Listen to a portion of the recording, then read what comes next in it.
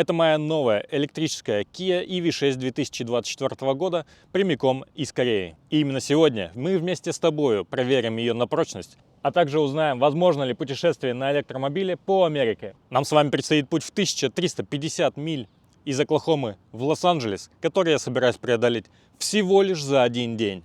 Я думаю, вам тоже будет интересно, как и мне. А вообще, получится ли у меня доехать или нет? Только если ты сейчас напишешь поддерживающий коммент в комментарии, то я доеду. А если не напишешь, то не доеду. Можешь выключать сразу видео. Итак, господа, время 6 утра, я только что выехал. Заряд у нас 71%. Собаку вот загрузил, сзади лежит спокойно. Очень мне нравится, что Тобайас у нас вообще переносит дорогу прекрасно. Он всегда просто ложится, никогда не бегает по салону. За следующей зарядки у нас получается 82 мили. У нас пробег 124, то есть вполне должно хватить. Выехал немножко пораньше, чтобы не попасть в утренний трафик. И вот показывает у меня ошибку, что давление в колесе довольно низкое, 29. Но я думаю, что сейчас, пока мы едем, колеса разогреются и давление повысится. Поначалу вообще показывало 26, сейчас уже показывает 29. В других поднялось даже вон до 31. Так, сейчас вот первая зарядка у нас. Уже подсоединился.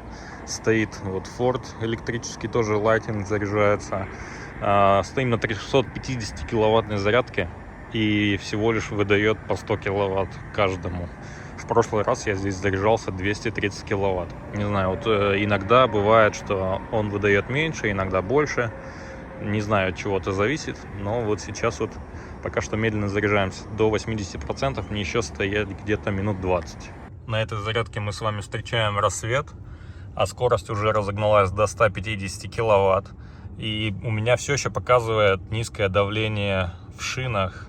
В общем, он показывает 30 PSI в каждом колесе, но почему-то вот он жалуется на это именно переднее правое колесо. Я вчера поменял, получается, местами шины, потому что по регламенту идет на 8000 миль, тебе нужно их ротейшн делать, получается, просто их менять местами, просто чтобы их менять местами.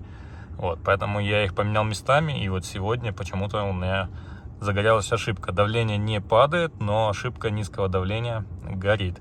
В общем, зарядка прошла успешно, зарядился до 80%, простоял, конечно, долго, минут 20, потому что киловатты были вообще нестабильные. То 100 киловатт, то 70 киловатт, то 150 киловатт. Не знаю, сегодня как-то у этой зарядки не задалось. В прошлый раз, когда я ехал сюда в Оклахому, я сразу же зарядился 230 киловатт. Без всяких каких-то там вот проблем с этим. Выезжаю сейчас на хайвей. Мне нужно будет остановиться на такой вот заправочной станции Love's, называется. Подкачать колеса. У меня показывает 29 PSI. Я сейчас посмотрел на стикеры, да, 36 PSI, что спереди, что сзади. У меня показывает 30 сзади и 29 спереди, поэтому он ругается. 10 минут ехать, подкачаю колеса и уже отправимся с вами на следующую зарядку. Пару моментов еще о поездке по трассе. В многих штатах вам нужно держаться правой полосы. Это такое вот правило. Вот видите знак slow traffic, keep right. То есть, кто едет медленно, обязан ехать по правой полосе. И есть также знаки, что левая полоса только для обгона. Вот сейчас я вот обогнал машину, и я обязан перестроиться обратно вправо. Посмотрите, сколько ветряных мельниц. Капец, они огромные. Не знаю, это на камеру не передать, но они очень-очень большие. Круиз-контроль установлен на 84 мили в час. Расход 2,4 мили на киловатт. Но это пока что мы едем вот по такой вот равнинной местности. Оклахома не славится холмами и горами. Ветер пока что не сильный. Чувствуется, что машину не носит туда-сюда. Ошибка по колесам также горит. Я, получается, заехал на заправочную станцию Love's. И там трак закрыл, получается, вот этот подъезд к накачке колес. Я просто развернулся и поехал дальше. Следующая зарядка у нас как раз таки на заправочной станции Loves. Там я попробую найти накачивающую станцию и подкачать колеса. А так что пока что все стабильно. Здесь больше вот зеленой травы, зеленых деревьев. Чем дальше мы будем двигаться в сторону Аризоны, там больше будет пустыни, больше будет гор и будет сильный ветер. Так что вот эта цифра 2,5 миль на киловатт уменьшится примерно до 1,8-1,9. Смотрите, какая земля у них здесь красная. Я первым делом подумал, что это какая-то глина, но оказывается у них везде здесь земля красная в Оклахоме. Может быть, не только в Оклахоме, во многих других штатах. А когда я жене рассказал, что какого черта у вас земля красная, она говорит, а какого цвета она должна быть? Я говорю, ну, черная. Она в это не поверила, типа, почему черная, если она красная? И для меня тот же самый вопрос был, почему она красная, если она должна быть черная? То есть в зависимости от региона, видимо, цвет земли меняется. Вот такой вот нонсенс. Вот такой вот нонсенс. Вот такой вот нонсенс был для меня, когда я первый раз приехал в Оклахому. Оклахома — это вот родной штат моей жены. Итак, наконец нашел подкачку колес. $2 quarters only. Так, а как-то можно же настраивать ее? Или просто качаешь? Ну ладно, окей. 1, 2, 3, 4, 5, 6, 7, 8.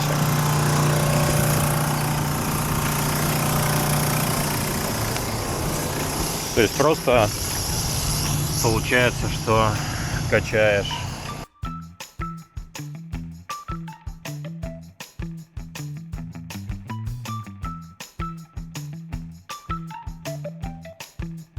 Так, зарядка номер 2. У нас станция Loves. Здесь 350 киловаттная зарядка почему-то перезагружается.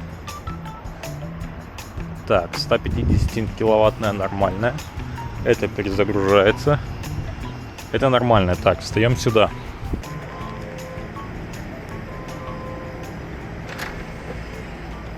Открываем наш разъемчик. Включаемся. Поехали. Здесь у нас показывает 4 свободные, но у нас тут вот уже машина стоит, заряжается. То есть уже не 4. Здесь у нас чарджер номер 3. Выбираем чарджер номер 3 и начинаем зарядку. Сейчас она должна загудеть. Все довольно быстро происходит.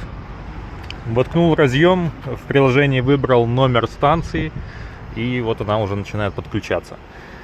Посмотрим, насколько быстро это произойдет. Здесь у них обслуживание траков, большая станция. Здесь также Subway, заправочная станция дизельная, заправочная станция бензиновая, электрическая. Там вот, по-моему, газом можно заправиться, если вам нужны баллоны. Что-то долго думает. Какая-то беда сегодня с зарядками, не знаю. Эта станция, вот смотрите, перезагружается. У меня один раз такое было, что она просто ушла в перегруз. Здесь у них, вон, смотрите, водичка, можно помыть окна. Что, наверное, я сейчас и сделаю, пока он думает. А мы возьмем вот такую вот шваброчку и помоем, потому что у меня мухи прямо перед лицом налетели, размазались. Поэтому придется немножко их смыть. Вчера машину мыл, сегодня уже вся пыльная. А что будет в пустыне, там вообще атас. Так, подлежи пока здесь. А у нас здесь показывает типа ошибка. Ошибка, отключи разъем. Все, разъем отключил. Ага, подключи разъем. Разъем подключил. Все, у меня та же станция, просто свайпаю, чтобы началась зарядка, подключение. О, все. Услышал, что там включился автомат, загудело. Сейчас начнется зарядка, а я пока что домою окно. И мы с вами посмотрим, сколько киловатт она нам выдаст. Очень удобная, то, что она длинная, можно окно мыть, не бегая никуда. С одной стороны все можно сделать. В общем, проехал сюда я 1 час в районе 70-80 миль. Много было дорожных работ, поэтому скорость была небольшая. И много полицейских стояло, контролировало режим скоростной. Так, она загружается, но у меня здесь уже подключилось все и должно показывать. Пойдемте посмотрим на приборной панели, сколько у нас чего. 120 киловатт. Ну, тоже неплохо. Как ты себя, дружок, чувствуешь? Счастливый какой, да? О, любит он ездить, да? Но вот всегда он лежит вот так вот спокойно, без каких-либо проблем. Пока что экран там продолжает загружаться, типа переподключается к машине. Но пока он переподключается, у меня все еще показывает 120 киловатт. Да, 126 киловатт, 14 минут до 80%. Да, вообще что-то сегодня с зарядками не то. Прям все довольно плохо идет. В эту сторону было получше, когда я из Лос-Анджелеса ехал в Оклахому. Прям все, даже вот эта вот зарядка выдавала 230 киловатт. Сегодня что-то вот с ними не идет. Максимум я вот получал 150 киловатт на прошлой зарядке. Ну, может быть, разгонится, посмотрим. Но пока что падает. Здесь на таких вот больших вот заправках Love's довольно часто встречаются, где можно погулять с собакой. То есть специально отведенное место, огороженное, где ты можешь прям собаку выпустить, и чтобы она побегала. Там же у них есть и мешки, и мусорка, и столики, где ты можешь посидеть. То есть все довольно-таки хорошо организовано. Но здесь больше это вот как трак-стоп, где траки останавливаются и на ночевку. И также вот обслуживаются. А сколько вот у него киловатт? Давайте посмотрим, сколько у него киловатт выходит. 123 киловатта. Ну, примерно то же самое. 123 киловатта. Здесь она все еще пытается переподключиться. Но, ладно, это нам уже не интересно. Не знаю, конечно, насколько вам видно, но там на сотни миль ничего нету. Просто плоская земля. Итак, вот там вот у нас заряжается уже машина. 3-я остановка. Наконец-то зарядка выдает свои 200 киловатт. Я пошел вот с собакой погулять. Какашечки собрал за ней. Обязательно сейчас выброшу где-нибудь. Такой вот зоны, где можно с собакой погулять, здесь нету. Так что ходим вокруг. И ждем, пока зарядится. Выдает 200 киловатт. Я думаю, зарядится примерно за 15 минут. Я приехал сюда с остатком 13 миль. То есть 13%, извиняюсь, 13%. И буду заряжаться до 80%. Я думаю, что этого будет достаточно для того, чтобы до следующей зарядки доехать. Вот, Тобайас наконец-то вышел размять свои лапы. Вот, идем сейчас, я его посажу обратно в машину и схожу куда-нибудь, выброшу какахи. Смотрите, как разогналась, 230 киловатт, 12 минут до 80%. Итак, зарядка практически подходит к концу, 80% заряда. Заплатил я за это уже $25 практически. 17 минут я заряжался и 53 с небольшим киловатта я взял. Цена за киловатт 56 центов. То есть можно будет в конце трипа моего посчитать, сколько же я потрачу на зарядки от Оклахомы до Лос-Анджелеса. А сейчас пойдемте отключим нашу машину и отправимся в путь. Здесь нажимаем стоп. Вот она уже показывает $30. Все, она отстыковалась. Ставим сюда. Здесь заглушечка такая специальная под скоростную зарядку. Ну и все, ты готов? Ага, готов, все, поехали. Этот круиз-контроль мне очень нравится, что по трассе тебя не заставляют довольно часто дергать руль. в городе это примерно каждые секунд 15 по трассе, ну, наверное, минуту спокойно можно ехать, и он тебя не спрашивает ни о чем, потому что он понимает, что мы едем прямо, ничего особо не происходит, и беспокоить тебя он не будет довольно часто. Круиз-контроль круиз-контролем, но вам же все-таки интересно, что находится у этой малышки внутри. Тем более у вас есть 5 минут времени, пока я еду до следующей зарядки. Пока Россию заполняет китайские Zeekr и Hi-Fi с тысячами функций, которыми вы пользоваться не будете, Kia не стала делать что-то футуристичное, а оставила нам всем привычный дизайн обычного автомобиля. Дизайн руля, честно сказать, мне не нравится. Я предпочел бы здесь видеть руль как в Kia Stinger или Kia K5 с круглым центральным элементом, но что имеем, то имеем.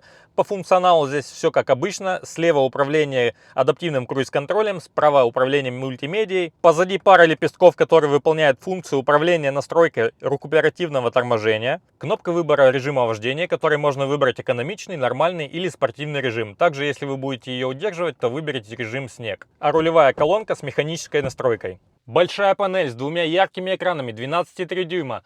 Великолепного качества, на которых видно все даже в солнечную погоду. Один выполняет функцию панели приборов, на другом же отображаются все настройки. Материалы неплохие, много искусственной кожи. В некоторых местах пластик не лучшего качества и царапается довольно быстро. Карманы в дверях довольно глубокие и обшиты тканью, чтобы ничего не бренчало. Если вы моложе 40, то скорее всего вам в машине будет важно наличие Apple CarPlay и Android Auto. К сожалению, они здесь проводные, что очень неудобно, потому что кабель будет постоянно валяться под ногами. Но проблема решается вот таким вот девайсом за $80, который вы вставляете в свой USB разъем, и ваш Apple CarPlay становится беспроводным за 3 секунды. А свой телефон со спокойной душой вы можете положить в слот для беспроводной зарядки, который, к слову, находится в очень удобном месте. Да и вообще мне нравится центральная консоль. Явно видно, что здесь сидел инженер и продумывал все детали. Акцентированная дизайном кнопка запуска автомобиля, большая шайба переключения направления движения с кнопкой паркинга посередине, которой быстро привыкаешь и начинаешь пользоваться уже несмотря на нее. Физические кнопки обдува и подогрева сидений, что мне нравится лично больше, потому что в GT Line они идут сенсорные. Также в GT Line здесь вместо заглушки идет подогрев руля, что в Лос-Анджелесе для нас этой роли никакой не играет. Два больших подстаканника и небольшое отделение, куда я обычно кладу ключ от машины. Огромный отдел в подлокотнике, куда у вас помещается 1, 2, 3, 4, 5 бутылок воды. А также останется немножко места для орешков, если вы отправляетесь в дальнюю дорогу. Если вы еще помните о инженере, о котором я рассказывал, то показываю. Вы едете спокойно, у вас стоит кофеечек, вы берете, отпиваете, и рука ставит этот кофеечек обратно в подстаканник идеально. Если у вас рука длинная, как у меня, вы ставите кофеечек в дальний подстаканник. Если рука у вас покороче, как, допустим, у моей жены, вы ставите кофеечек в ближний подстаканник. Но это ли не идеально? Есть отделение под консолью, которое визуально добавляет вам место в салоне. Также здесь есть USB Type-C и USB-A, чтобы вы подключали свой телефон для Apple CarPlay. Еще один разъем USB-C. А также 12-вольтовый 180-ваттный разъем по типу прикуривателя, если вдруг вы решите подкачать свои колеса, в которых, естественно, расположены датчики давления. Просто огромный шикарный бардачок с подсветкой, в который влезет вся косметичка вашей жены. Также вашей жене понравятся вот такие большие зеркала в козырьках, которые еще и двигаются, чтобы лучше защитить вас от солнца. Сенсорные лампы освещения. Зеркало заднего вида с автозатемнением, климат-контроль и управление мультимедией соединили в одну сенсорную панель, которая поначалу вводит вас в ступор, потому что вам нужно переключаться с помощью этой кнопки с климата на мультимедиа и обратно. Покатавшись пару месяцев, я понял, что вы этого делать не будете, а меню всегда будет настроено на климат-контроль, ввиду того, что мультимедией управлять удобнее на руле. 14 динамиков премиальной музыки Meridian. Сиденье с электроприводом, обшито искусственной кожей, также есть подкачка поясничного отдела. Но, к сожалению, ни в одной комплектации Kia EV6 не бывает подколенного упора, которого так не хватает для большего комфорта. Водительское сиденье отъезжает, когда вы открываете дверь, и встает в последнее выбранное положение. У заднего ряда посадка необычная, ноги у вас расположены довольно высоко, потому что снизу находится батарея, которая съедает довольно много места. И из-за этого у вас не помещаются ноги под водительское сиденье, так как оно расположено довольно низко. Но небольшим плюсом будет являться регулировка задней спинки, что поможет вам сесть гораздо удобнее. Также у вас есть подлокотник вот с таким вот большим отделением, который превращается в подстаканники. Задний климат-контроль здесь отсутствует, но спасибо хотя бы за воздуховоды. Наконец-то у нас 4-я остановка. Никого вообще абсолютно нету, пустая станция. Встал на 350 киловаттную зарядку. Берем разъем. Все, вставили. У нас чарджер номер 3. Выбираем номер 3. И погнали. Это уже показывает, что началось подключение. Ну и вот, пожалуйста, у вас charging start error. Говорит, отключи и заново подключи. Ай, господи. Ладно, отключаю. Говорит, все, подключай снова. Подключаю снова. Свайпаю. Здесь думает, там думает. В общем, перепарковался на соседнее место, подключился и сразу же все заработало. Что-то та станция тупит сегодня. Сейчас посмотрим, сколько нам эта станция выдаст. Это 350 киловатт. Быстро. Пока что мне с зарядками не сильно везет. Так, смотрим. 220 киловатт. Ну, тоже неплохо. 15 минут до 80%. Пока что сходим, погуляем с собакой. Хорошее место. Бензин 3,25. В Лос-Анджелесе, наверное, на $2 дороже. Готов? Зато залежался. Так, неохотно бегает. Зато подразмяться нужно. Come on. Go, go, go. Go get it. Go. Куда побежал-то? Очень много собак здесь, но все гуляют. Come on. А, все, обосрался. Понятно, почему не бегает. Еще какахи заберу. Итак, пока с собакой погулял, 12 минут времени прошло. 41 киловатт я уже зарядил за $22. Я думаю, что нам этого хватит. 76%, 77%. До следующей зарядки ехать где-то 60 миль, 57, по-моему. Около того, я думаю, нам этого будет достаточно. Поэтому я останавливаю дело и едем дальше, чтобы не тратить сильно времени. Потому что на следующей зарядке, я думаю, остановиться и купить Carlos Jr., что я делал в прошлый раз, когда я ехал в сторону Оклахомы. Там тоже хороший лав, есть Carlos Jr. и зарядная станция. Да, 57 миль, 52 минуты ехать. Там мы и с вами зарядимся побольше. Вот как меня вымораживают вот такие товарищи, которые выезжают и не могут обогнать. И вот сейчас мы будем минут 15 просто ехать и ждать, пока этот товарищ обгонит трак на своем траке. Ты не можешь педаль нажать? Или если он тебя не едет, то не пробуй обгонять. Ну или что-то в этом роде. Напишите в комментариях, если есть тракисты, делаете ли вы так. Очередная зарядка номер 5. Я на станции Лас. Там вот вдалеке Carlos Jr. ожидает меня. Здесь вот зарядные станции. Ох, как пахнет-то бургерами, вообще шикарно. Встал опять на 350 киловаттную зарядку. Никого нету. Довольно удобно. Зарядная станция номер 2. О, сразу загудела. Пошла руда. Птички поют, траки вон стоят. Но бургером пахнет вообще. Сейчас пойду самый большой себе закажу.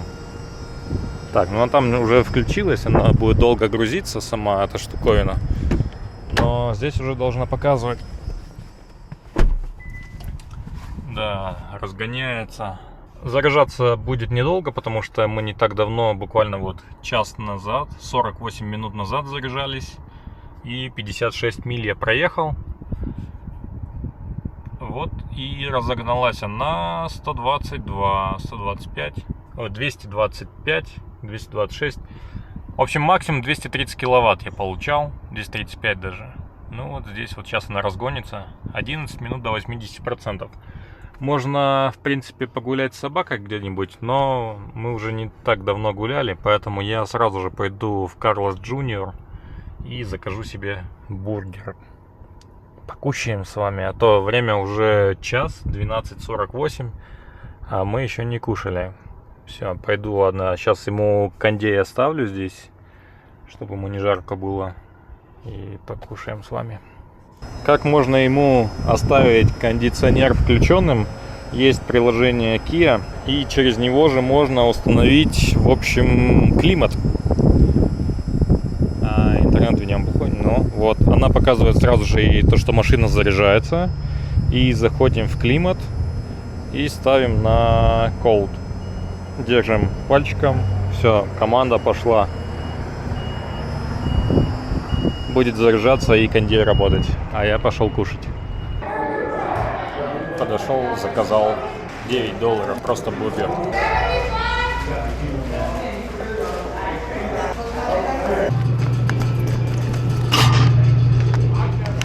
За 6. Цена, конечно, ужас. Так, взял 2 редбульчика и бургер. Так, что у нас здесь? 9 минут зарядки, 27 киловатт, $16. Здесь дорогая зарядка, 64 цента за киловатт. Наверное, надо остановить и перепаркуемся, покушаем. Убито.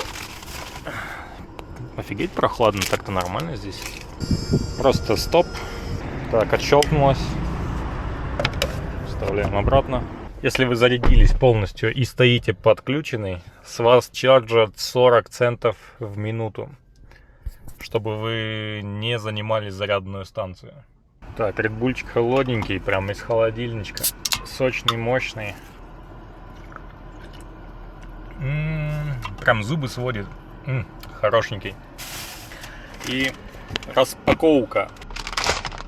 Взял остренький с халапеньо, поэтому должен немножечко поджечь желудочек.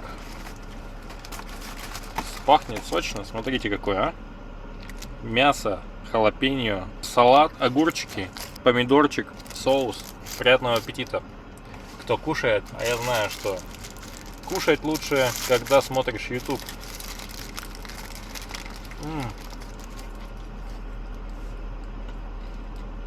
Не лучший бургер, конечно, но среди фастфуда Карлос Джуниор, я думаю, занимает неплохое место.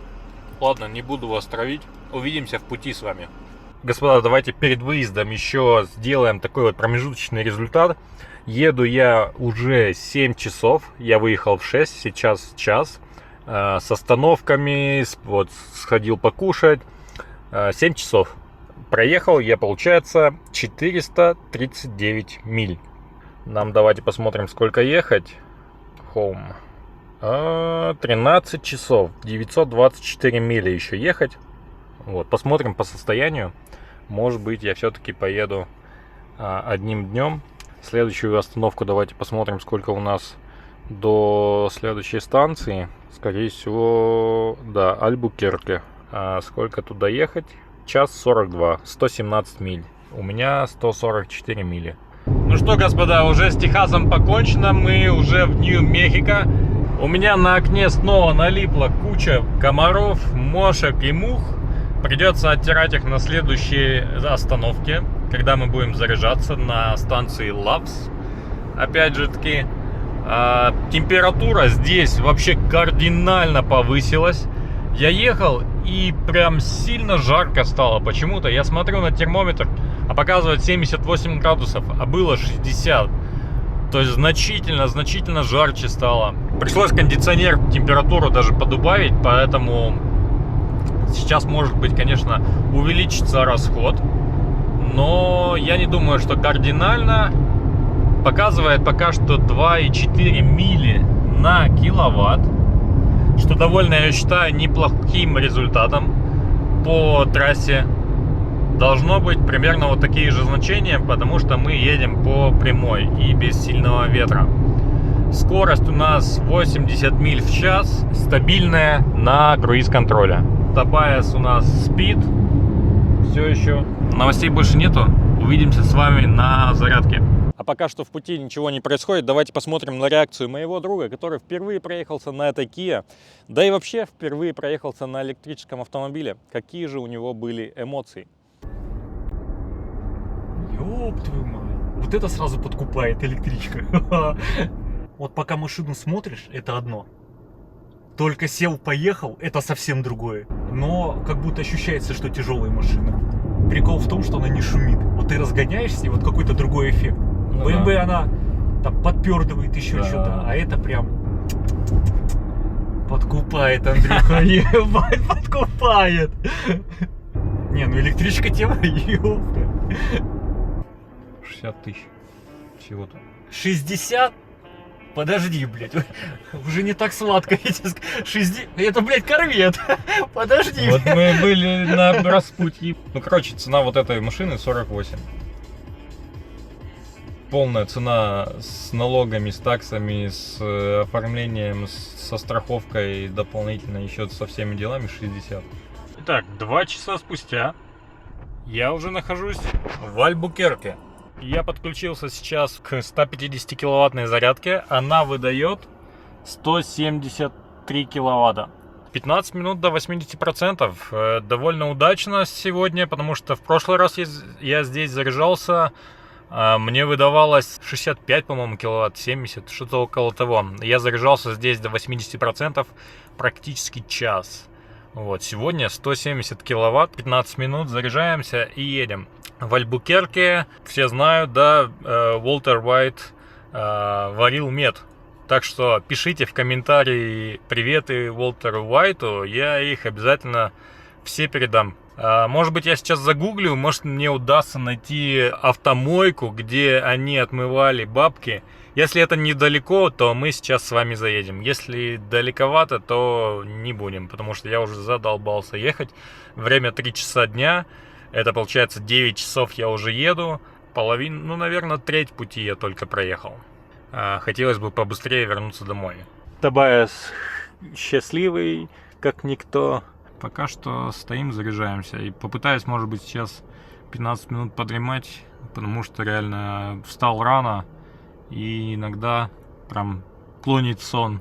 Спасибо круиз-контролю, что он держит путь. Итак, 5-я зарядка у нас закончилась. 80%, 150 миль запас хода. Упала прям резко мощность до 10 киловатт. До 80 зарядилась. За 16 минут $24. Стоимость 44 киловатта. Да, и упала до 10%.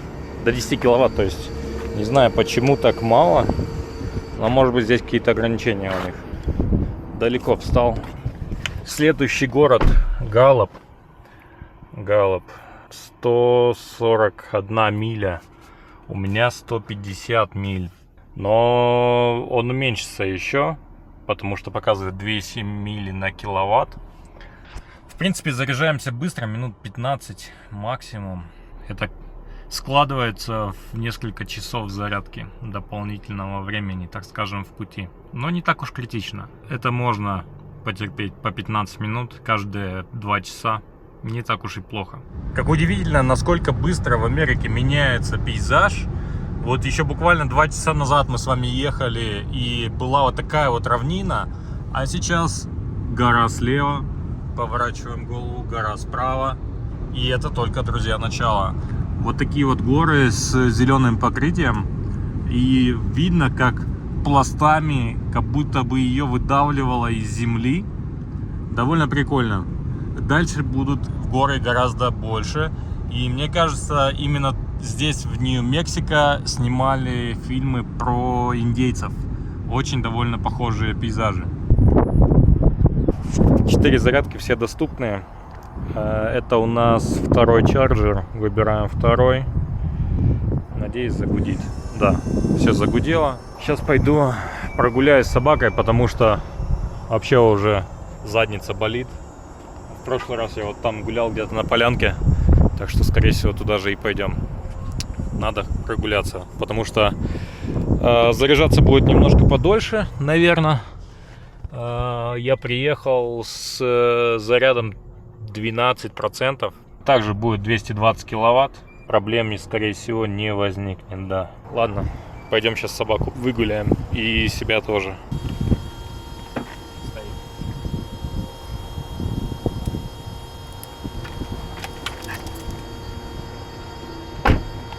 Пока сходил вот в Walmart, там смотрю Макдоналдс, взял себе кофе и пирожки. А тут уже машина почти зарядилась. 16 минут, $28, 52 киловатта. И 78%, практически 80%. Так что сейчас поедем с кофе, жуя пирожки. Так, ну все, 80%, $30. Отключаемся и едем дальше. Время, так сказать, не ждет. А кто это у нас такой счастливый? Тобайас. Сидит довольный. Да? Ага, погулял.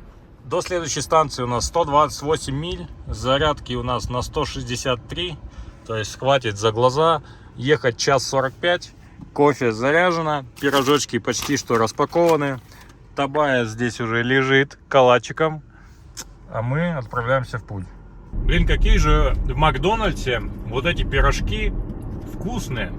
Если вам тоже нравятся пирожки из Макдональдса, кофе, я знаю, там как бы не очень, но пирожки кайфовые.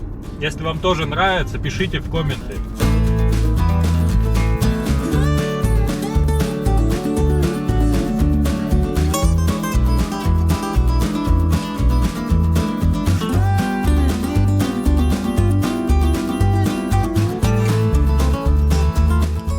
Офигеть, конечно, путь был веселый. 125 миль и 1:37. У меня остаток 12 миль остался. И батареи 7%. Я был, конечно, уверен в запасе хода, поэтому я зацепился за один пикап, который прям топил. И мы всю дорогу эту шли, наверное, 90, 85-90. И вот съело прям хорошо мощности. Сейчас будем подключаться, опять заряжаться. Я сейчас очень близко к городу Флагстаф, недалеко от Лос-Анджелеса. Здесь также у них есть Walmart. В основном вот эти все зарядки Electrify America, они находятся возле Walmart. Может быть, у них какая-то коллаборация вместе, чтобы ты пока заряжаешься, пошел в Walmart, что-то купил. Сейчас я проезжаю 2 часовых пояса. Время может быть для вас немножко странным, потому что я выезжал в 6 утра и ехал, а сейчас все еще 6 вечера, а должно быть 7, а и в Лос-Анджелес приеду, там еще больше времени будет, меньше должно быть, да, это потому что в Лос-Анджелесе меньше времени, чем в Оклахоме, на 2 часа. Короче, время меняется, это без разницы. В общем, я планирую доехать, наверное, сегодня, посмотрим, конечно, по самочувствию. Но я думаю, что я смогу это сделать. Номер 2. Вот выбрал другой коннектор и сразу же подключилось. Все загудело, подключилось. То есть бывает, что нужно переподключить, перезагрузить, что-то вот как-то так. Оно, конечно, бывает иногда вообще с лету залетает, а иногда вот подтупливает. Может быть, конечно, от местности зависит. Там интернет, не интернет, еще что-нибудь. 13 миль я приехал. Ужас. Но я знал, что мне хватит, поэтому я топил. Так, 23 минуты до 80%, потому что у меня 9% всего лишь. И 49 минут, если я буду до 100% заряжаться. Что довольно-таки глупо, потому что от 80 до 100% она заряжает полчаса. Допустим, вот сейчас от 7% до 80% она будет заряжать 20 минут. Поэтому выгоднее просто до 80 и быстро заряжать и чаще заряжаться, чем ждать до 100%. Задница уже начинает немножко говорить привет. Давайте посмотрим, сколько у нас тотали получилось, сколько мы проехали. Итак, я уже проехал 821 милю. Это значит, что мне осталось ехать где-то 500 миль. Интернет здесь, в общем, не работает нифига. Если я еду где-то 100 миль за 1,5 часа, 6 часов и 4 раза зарядиться по 20 минут. 7 часов с половиной. Сейчас время 6. Это получается, я приеду домой в 2 часа ночи где-то так. Если я смогу приехать, конечно. 7 часов еще ехать, ужас. Это я уже 12 еду. Но с помощью вашей поддержки, только если ты сейчас напишешь Поддерживающий коммент в комментарии, то я доеду. А если не напишешь, то не доеду. Можешь выключать сразу видео. Офигеть, вздремнул. 15 минут просто за 1 секунду прошли. 83% заряда. Двигаемся дальше.